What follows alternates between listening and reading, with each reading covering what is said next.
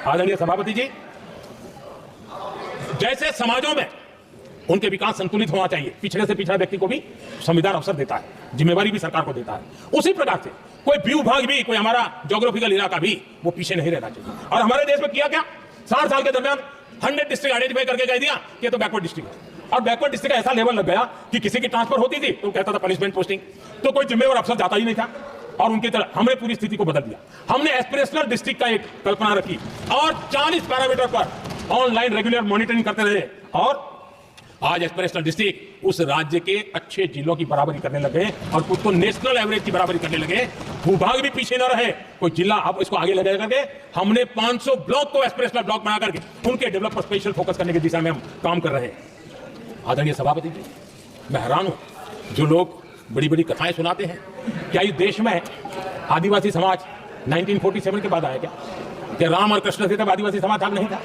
जो आदिवासी समाज को आदि पुरुष मृग पुरुष हम कहते हैं, लेकिन आजादी के कई दशकों के बाद भी इतना बड़ा आदिवासी समूह, उनके लिए अलग मंत्रालय नहीं बनाया गया।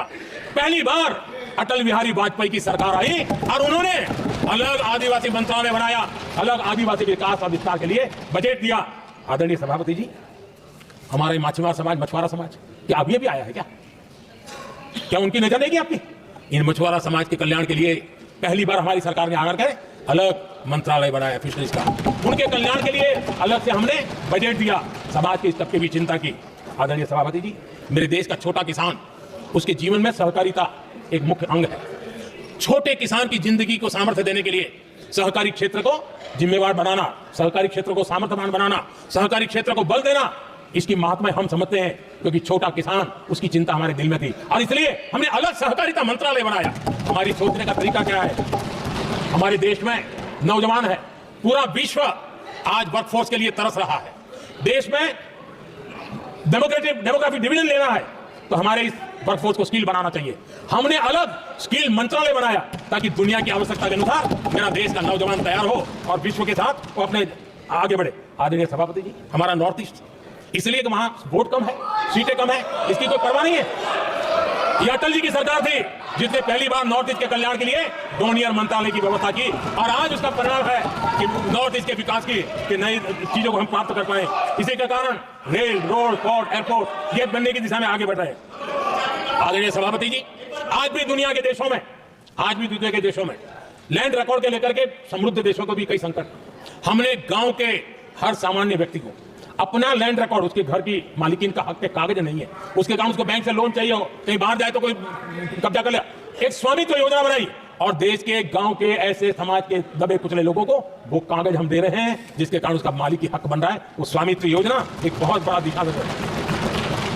आदरणीय सभापति जी, इन सारे कामों के कारण पिछले 10 वर्ष में हमने जो प्रयास किया, हमने जिस प्रकार से गरीब को मजबूती देने का काम किया है, हमने जिस प्रकार से गरीब के अंदर एक नया आत्मविश्वास पैदा किया है और एक सही दिशा में चलने का परिणाम है कि आज इतने कम समय में मेरे देश के 25 करोड़ मेरे गरीब साथी गरीबी को परास्त करने में सफल हुए और हमें इस बात का गर्व है। और मैं संविधान निर्माताओं के सामने सर झुका करके कहता हूं, जो संविधान हमें दिशा दे रहा है उसके तहत मैं ये काम कर रहा हूं। और मैंने, आदरणीय सभापति, जब हम सबका साथ सबका विकास की बात करते हैं, वो नारा नहीं है, वो हमारे आर्टिकल ऑफ फेथ है। और इसलिए हमने सरकार की योजनाएं भी बिना भेदभाव को चलाने की दिशा में काम किया है और संविधान हमें भेदभाव की अनुमति नहीं देता है।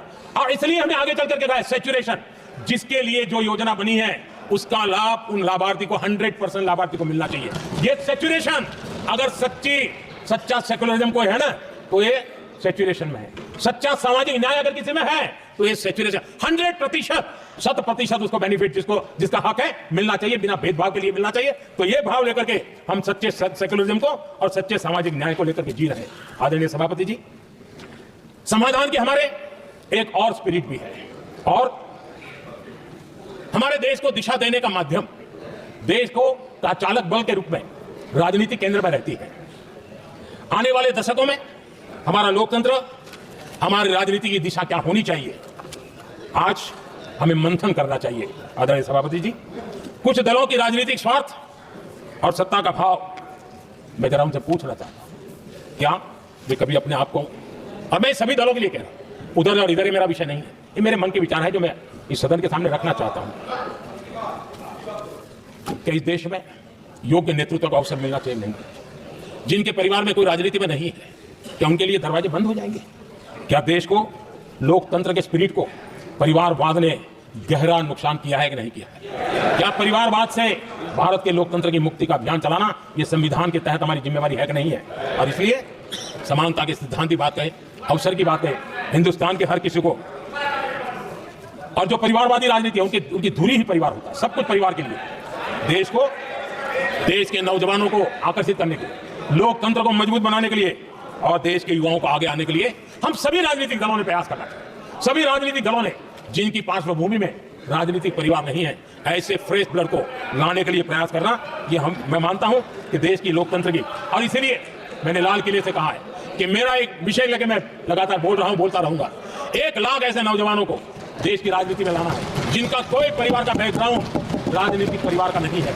और इसलिए देश को एक फ्रेश एयर की जरूरत है, देश को नई ऊर्जा की जरूरत है, देश को नए संकल्प और सपने लेकर के आने वाले युवकों की जरूरत है। और भारत के संविधान के जब 75 वर्ष बना रहे हैं तब हम दिशा में आगे बढ़े। आदरणीय सभापति जी, मुझे याद है मैंने एक बार लाल किले से संविधान में हमारे कर्तव्य को लेकर के उल्लेख किया था, और मैं हैरान हूं कि जिनको संविधान का सही समझ नहीं आता है वो कर्तव्य की भी मजाक उड़ाने लग गए। मैंने ऐसा कोई इंसान देखा नहीं दुनिया में कि जिसको इसमें भी इतराज हो सकता है आने। लेकिन देश का दुर्भाग्य है, हमारे संविधान ने नागरिकों के अधिकार तय किए हैं, लेकिन संविधान को हमसे कर्तव्य की भी अपेक्षा है। और हमारी सभ्यता का सार है धर्म, ड्यूटी, कर्तव्य, ये हमारी सभ्यता का सार है।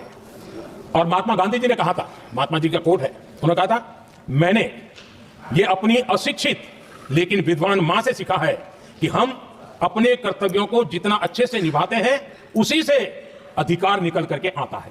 ये महात्मा जी ने कहा था। मैं महात्मा जी की बात को आगे बढ़ाता हूं और मैं कहना चाहूंगा, अगर हम अपने मौलिक कर्तव्यों का पालन करें तो कोई भी हमें विकसित भारत बनाने से नहीं रोक सकता।